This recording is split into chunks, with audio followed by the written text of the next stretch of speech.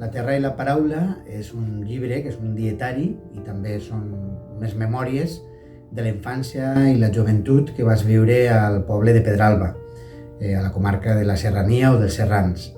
És també un rèquiem per la mort, la pèrdua d'un amic, una mort prematura, i és també la crònica social i política dels anys 80, 90, de la transició.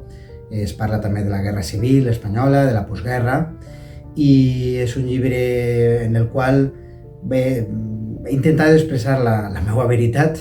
Un llibre de memòries són les memòries particulars d'una persona i és, per tant, la seva visió, no?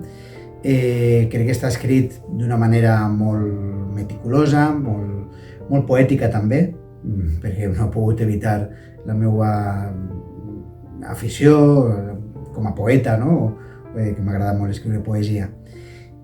I bé, és un homenatge també als pares, als meus pares, a ma mare, a mon pare, a molta gent que vas conèixer i que encara conec, que per sort encara són vius, d'aquest poble de Pedralba, que podria ser qualsevol poble en realitat, no? Un poble d'interior, un poble valencià, de secà, i jo crec que la gent s'hi pot sentir molt identificada en moltes coses, sobretot d'una generació, d'una època, i en fi, és un llibre molt personal.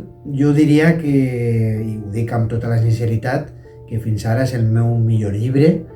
Estic molt content i espero que als lectors i a les lectores els pugui agradar al màxim.